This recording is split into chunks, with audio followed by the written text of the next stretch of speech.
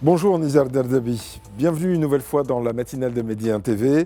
Vous êtes analyste en stratégie internationale et avec vous, on va essayer de comprendre ce qui se passe, ce qui se joue au Forum économique de Davos avec ces tensions entre les Américains et les Européens sur fond de Groenland, ce multilatéralisme qui est remis en cause, particulièrement par Donald Trump qui est arrivé en force avec une délégation très importante à Davos. C'était hier et même s'il est arrivé en retard, ça a été très remarqué. Bonjour, c'est Rachid. Effectivement, on le sait, chaque année, le Davos est le forum économique qui est attendu par tous les décideurs du monde.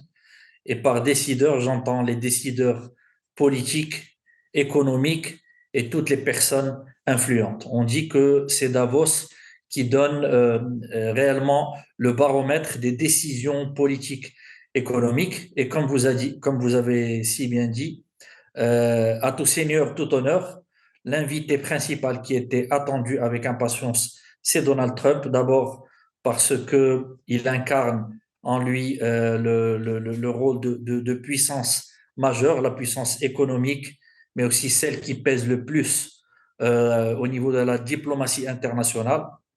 Et effectivement, ses réactions, ses sautes d'humeur aussi, parce qu'on a l'habitude d'attendre de Trump des comportements qui ne sont pas, on va dire, tout à fait normal. Trump, c'est Trump. Donc, il faut toujours qu'il y ait des coups d'éclat. Et effectivement, beaucoup de choses ont été dites dans ce forum. Oui, alors Donald Trump qui, à propos du Groenland, a annoncé que peut-être il y aurait un futur accord avec l'OTAN. Et selon le New York Times, on en parlait dans le journal, l'idée serait de céder quelques parcelles de territoire groenlandais aux États-Unis pour y installer des bases militaires. Des négociations sont toujours en cours, hein, avec particulièrement l'OTAN, l'organisation du traité atlantique. Mais est-ce que selon vous, ça reste sérieux? Est-ce que les velléités de Donald Trump d'acheter ou d'utiliser la force pour annexer le territoire pourraient être atténuées par cette espèce de compromis? Alors, on a l'habitude maintenant de Trump comme un leader politique qui dit ce qu'il fait et qu'il fait ce qu'il dit. On a eu l'exemple avec l'épisode au Venezuela. On sait toute la détermination qu'a montré Donald Trump pour, je vais employer le terme entre guillemets, acquérir ce territoire stratégique, stratégique sur le point de vue économique. On sait, d'après beaucoup de recherches, que ce territoire regorge de richesses naturelles, mais aussi du point de vue stratégique et militaire, parce qu'il se trouve à la croisée des chemins entre la Russie d'une part, les États-Unis d'une part. Il se trouve sur une route stratégique sur le pôle Nord, qui avec le réchauffement climatique va être de plus en plus utilisé pour le commerce, mais aussi pour le trafic de navires purement militaires. Et donc, Donald Trump a d'abord brandi la menace de l'utilisation de la force militaire, tout d'abord, et en face, il y a eu une levée de bouclier de l'Union européenne. On rappelle que le Groenland est un territoire qui bénéficie d'une certaine autonomie, mais qui est relié au royaume du Danemark, le Danemark qui lui-même fait partie de l'OTAN et fait partie de l'UE. Donc dernièrement, quelques pays, 8 pays de l'Union européenne ont envoyé quelques petits, je n'utiliserai pas le mot de contingent, mais des petites unités militaires d'une dizaine de militaires à peu près par pays. Donc le message était plutôt symbolique. Bien sûr, l'Union européenne n'a pas les moyens, ni politiques, ni militaires, de contrer cette, je dirais, offensive militaro-diplomatique de Trump, mais c'était plutôt symbolique. Nous sommes prêts à défendre l'autonomie et l'intégrité du Groenland comme faisant partie d'un territoire inclus dans l'Union européenne. Mais selon vous, qu'est-ce qui a pu calmer les velléités de Donald Trump? Parce qu'il avait l'air, le président américain, il avait l'air absolument déterminé à annexer ce territoire avant d'arriver à Davos. Là, il discute et puis on a l'impression que, c'est pas qu'il rétropédale, mais en tout cas, il a beaucoup calmé son discours vis-à-vis donc de l'acquisition ou de l'annexion du Groenland. Est-ce que ce serait pas par hasard le fait que des Européens, ou en tout cas certains d'entre eux, aient fait valoir que l'Europe détenait quand même 1 000 milliards de dollars de la dette américaine? Est-ce que ça n'a pas joué un petit peu? Alors, effectivement, il y a plusieurs facteurs. Il y a le facteur économique tout d'abord. La force économique des États-Unis, c'est d'abord sa puissance financière. Et je dirais aussi que sa faiblesse, c'est la dette américaine qui, on le sait, augmente d'année en année. Et cette arme, on va dire, de la dette économique a déjà été utilisée avec succès par la Chine. On se rappelle lors de l'épisode où Donald Trump a essayé d'imposer des droits de douane très forts à la Chine.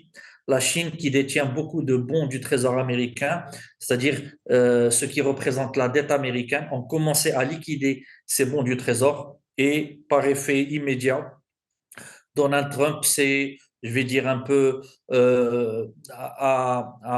par effet de levier, diminuer ses droits de douane. Donc, il y a d'un côté, comme vous l'avez dit, ce levier économique. Il y a aussi tout simplement, c'est ce qui se dit à travers les médias américains, c'est que ses conseillers militaires de diplomatie, etc., lui ont mis un coup de frein parce qu'il serait vraiment dommageable pour l'OTAN, mais aussi pour l'image de marque des États-Unis, que les États-Unis rentrent en confrontation directe avec ses plus proches alliés, je vais dire historiques et traditionnels. Oui. Euh, Euh, Trump, oui, oui, oui, oui, je l'écoute. Donald Trump, oui, qui pourrait oui. donc... ce serait dommageable, oui, vous disiez. C'est dommageable pour l'image des États-Unis et bien sûr pour tous les conseillers militaires. C'était une confrontation militaire avec l'Europe, même à travers des menaces, c'eût été quelque chose qui va porter préjudice à l'image des États-Unis et c'est quelque chose qui est tout simplement inenvisageable. Oui. Donc, face à cette levée de bouclier des pays européens, l'arme de Donald Trump n'est plus l'arme militaire proprement dite, mais c'est les tarifs douaniers. On l'a vu avec le dernier épisode où Donald Trump a un peu titillé ou bien provoqué Emmanuel Macron, qu'il considère comme un des chefs d'État européens qui lui résiste le plus. Ouais, il a parlé pour les produits de luxe français, le champagne en particulier, de droits de douane de 200%. Bon, même si c'était en l'état qu'une menace, et on verra ce que ce sera dans l'avenir. Nizar Dabi, Donald Trump devrait, sur un autre front, parce que décidément il est sur tous les fronts, devrait signer dans la matinée l'acte fondateur du Conseil de paix, celui qu'il veut même lui-même créer et présider. Il a invité plusieurs chefs d'État et de gouvernement, et même de très haut niveau. Le dernier en date qui a apporté un début de réponse, c'est Vladimir Poutine, on l'a entendu dans le journal il y a quelques minutes, Vladimir Poutine qui dit « Bon, ben, on va étudier la question, mais pourquoi pas et pour le ticket d'entrée qui est de 1 milliard de dollars, eh ben, vous n'avez qu'à utiliser les fonds russes qui sont gelés, qui ont été gelés par la précédente administration. » Là, il fait vibrer la corde sensible de Donald Trump en rappelant que ce sont les démocrates qui ont gelé l'argent russe, la précédente administration Biden, évidemment. Et puis, pour ce qui resterait de l'argent gelé par les États-Unis, l'argent russe gelé par les États-Unis, eh ben vous pouvez l'utiliser pour reconstruire Gaza, alors que cet argent, il était question de l'utiliser pour la reconstruction de l'Ukraine. Est-ce que là aussi, eh bien finalement, le jeu de dupes continue, ou peut-être le jeu de bonneteau, on dira ça comme ça, entre Russes, Américains, Européens, et pour ce nouvel ordre mondial qui paraît se mettre en place? Je trouve que cette initiative de Poutine, cette main tendue et cette solution d'utiliser les fonds gelés russes au profit d'un projet qui tient à cœur à Donald Trump est une démarche très intelligente. Poutine connaît très bien, je vais dire, la mécanique en termes de réflexion stratégique de Donald Trump. Il sait que Donald Trump, dorénavant, est dans une logique transactionnelle. D'abord, et ensuite, que Donald Trump ne croit plus en le multilatéralisme qui a marqué les relations internationales depuis la Seconde Guerre mondiale jusqu'à aujourd'hui. De plus en plus, tous les observateurs disent que le multilatéralisme est mort. Maintenant, c'est le pouvoir de force qui agit. Le pouvoir de force qui est bien sûr symbolisé par Donald Trump. Et donc, c'est une manœuvre intelligente pour Poutine de jouer sur deux tableaux. D'abord, le premier tableau, il sait que tous les avoirs gelés ne pourront pas être récupérés d'une façon ou d'une autre. Donc, il veut utiliser cette carte et aller dans le sens de Donald Trump. On sait que Donald Trump, dans tous les dossiers de politique étrangère, d'ailleurs ça a été une de ses promesses électorales, c'est qu'il dit que les États-Unis n'ont plus à s'intéresser aux problèmes du monde. Et d'ailleurs, il a dit à Davos, l'Ukraine n'est plus un problème des États-Unis. Les États-Unis n'ont plus à régler le problème de l'Ukraine, doit être réglé par les Européens. Donc, comme je vous ai dit d'abord, c'est une main tendue à Donald Trump. Et derrière, ce qu'espère avoir Poutine, et on voit que c'est la direction que prennent les choses, c'est que Trump ne soutienne plus l'Ukraine et l'Europe dans le futur plan de paix qui doit être signé. Alors, quand est-ce qu'il doit être signé, on ne le sait pas, mais on sent qu'on s'approche de plus en plus de la fin de cette guerre. Si Poutine arrive par cette main tendue, avec toute cette manne, je vais dire financière russe, à influencer Trump, si Trump se retire et ne fait plus pression sur la Russie, il est sûr que tous les accords vont aller, je dirais, à la faveur de la Russie, à la faveur de Poutine, face à une Europe de plus en plus fragilisée.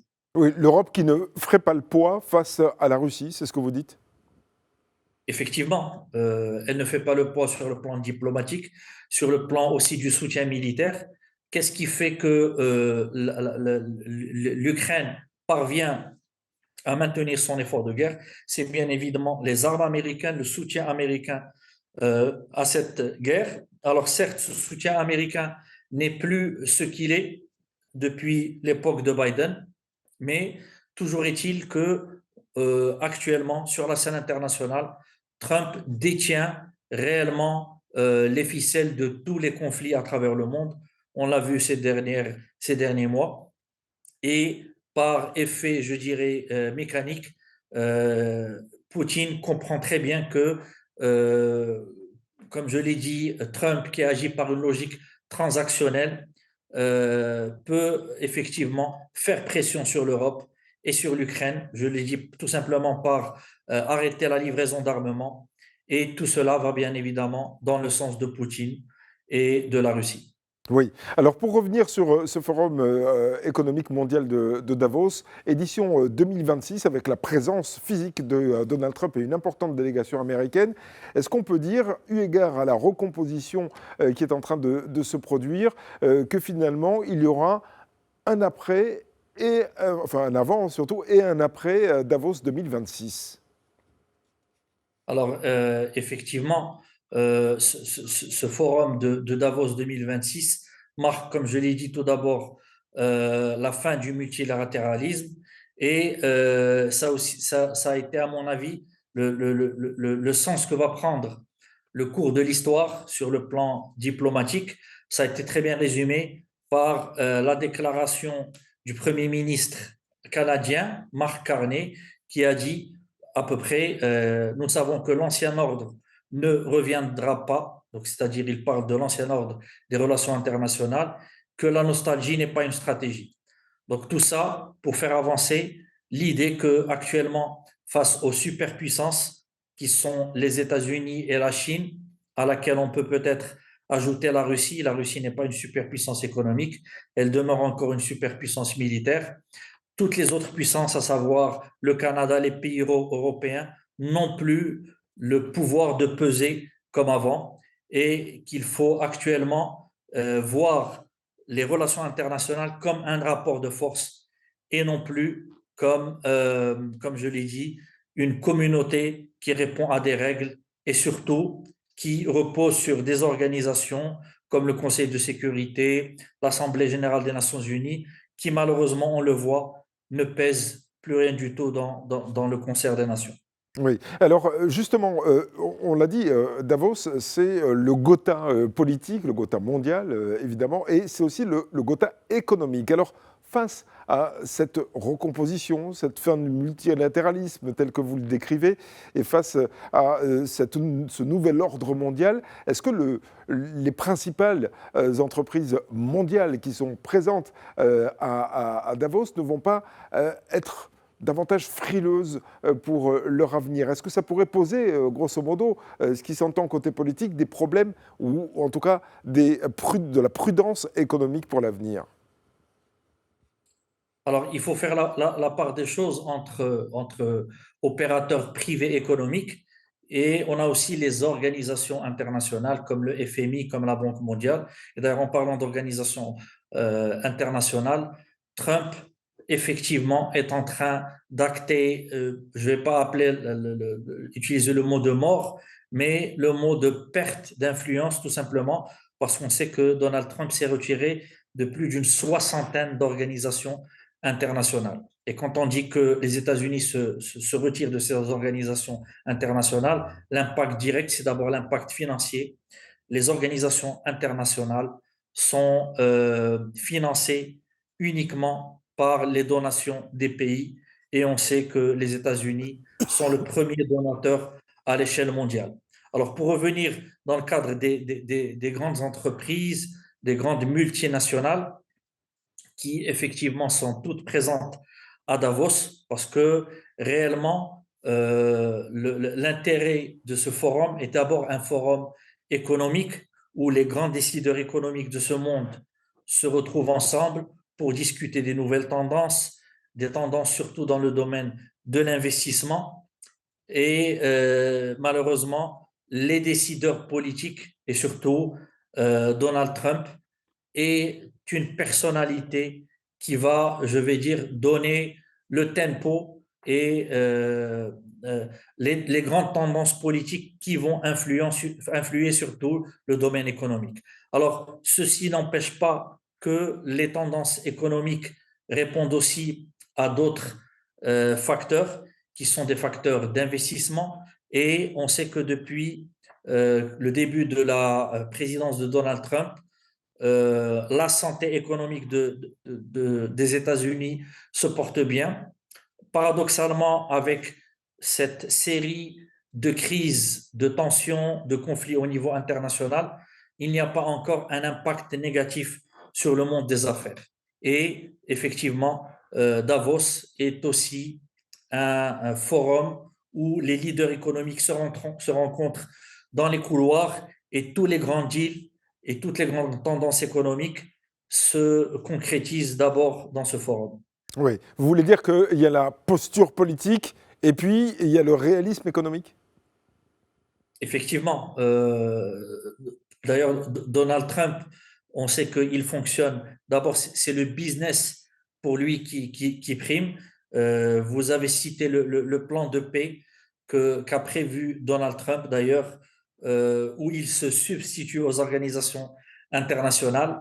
Et effectivement, les ambitions économiques, plutôt les ambitions politiques de Donald Trump pour euh, imposer un plan, entre guillemets, un plan de paix, mais fait sur sa mesure, doit bien sûr être soutenu par des efforts financiers qui peuvent être ou avoir à l'origine soit des États, soit des fonds souverains, soit les grandes multinationales. Merci beaucoup, Nizar Daddabi, d'avoir été l'invité ce matin de la matinale de Medi 1 TV. Je rappelle que vous êtes analyste en stratégie internationale. Merci encore et excellente journée à vous.